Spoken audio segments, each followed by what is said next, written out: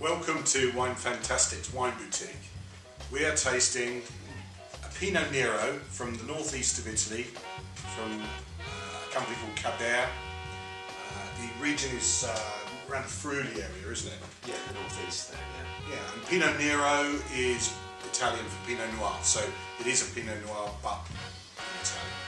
So an interesting fact I actually learned today from one of our Italian customers is that this area of northeast Italy around Friuli every September has like an open day, an open canteen, open winery day, where they open their doors, everyone from the local area goes around to try all the products, all the wares, and so successful the police now have to close up all the roads in the area because everyone indulges slightly too much. But sounds fantastic, which It does, doesn't it? I'm now going to get the details from, so Find out where to go then. yeah. Good. Hello. Hi. Don't let me disturb you. No, you're all right. Go on in. Okay, so in the glass, what do you see? Well, it's very light. Just isn't it? See right through that. It's Yep. a lovely light colour in the glass. Yep. It's quite distinctive, isn't it? Yes, that kind of dark and sweet cherry mix. Yeah, definitely cherries.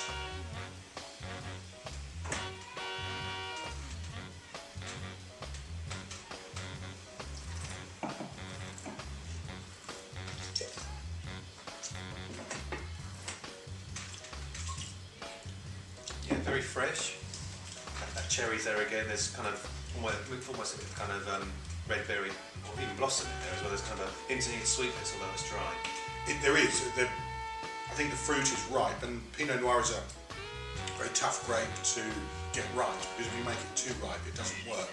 And the world's finest Pinot Noirs come from Burgundy originally, and they tend to be often slightly underripe, and that gives them a greenness which is very appealing, and it works in those wines. This, however, is much sweeter than that, isn't it? The fruit is riper, almost in a New World sort of style. I think one thing I would say about this is that if somebody's looking for a full-on, heavy-duty red wine, this isn't it. You know, it's quite important you don't buy this thinking that, because it isn't. This is a red wine for a white wine lover, or for someone who just perhaps appreciates a crisp, reasonably high acidity red wine that's going to be coffee. That's the thing with this. It is a crisp, light red wine. I mean, this is something I drink with it in the warmer months. Yeah, why not? I prefer fuller-bodied wines in general, but this has got finesse. But it's also something I would turn to in the warmer climates in the summertime. Yeah.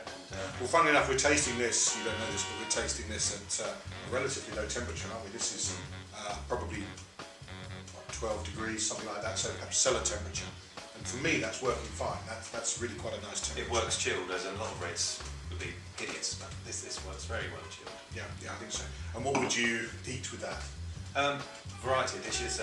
It's nice on its own, isn't it? It's great on its own, but Italian bread, Italian food. I mean, as well, I think we said meats, possibly lamb.